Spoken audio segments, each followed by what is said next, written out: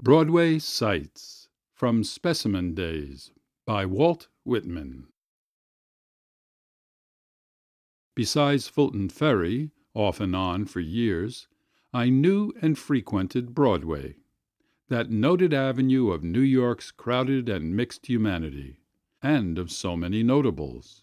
Here I saw, during those days, Andrew Jackson, Webster, Clay, Seward, Martin Van Buren, Filibuster Walker, Kossuth, Fitz-Greene Halleck, Bryant, the Prince of Wales, Charles Dickens, the first Japanese ambassadors, and lots of other celebrities of the time.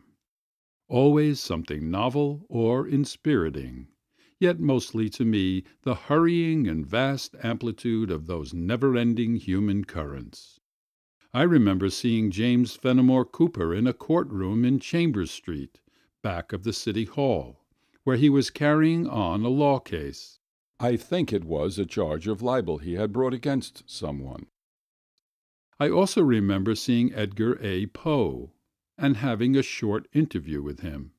It must have been in 1845 or 46, in his office, second story of a corner building, Duane or Pearl Street. He was editor and owner or part owner of the Broadway Journal. The visit was about a piece of mine he had published. Poe was very cordial, in a quiet way, appeared well in person, dress, and etc. I have a distinct and pleasing remembrance of his looks, voice, manner, and matter, very kindly and human, but subdued, perhaps a little jaded.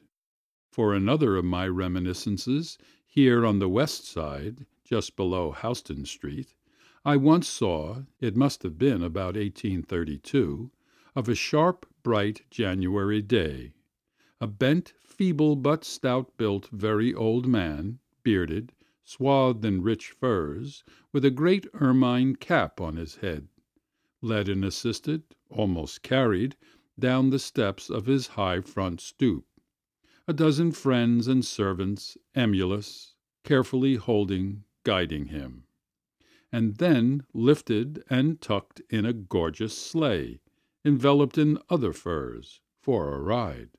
The sleigh was drawn by as fine a team of horses as I ever saw.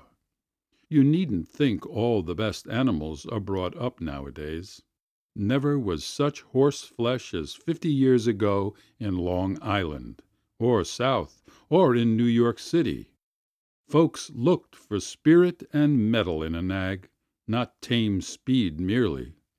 Well, I, a boy of perhaps 13 or 14, stopped and gazed long at the spectacle of the fur-swathed old man, surrounded by friends and servants, and the careful seating of him in the sleigh. I remember the spirited, champing horses, the driver with his whip, and a fellow-driver by his side for extra prudence. The old man, the subject of so much attention, I can almost see now. It was John Jacob Astor. The years 1846, 47, and there along, see me still in New York City, working as writer and printer, having my usual good health, and a good time generally. Read by Alan Davis Drake in Cloud Mountain Studios.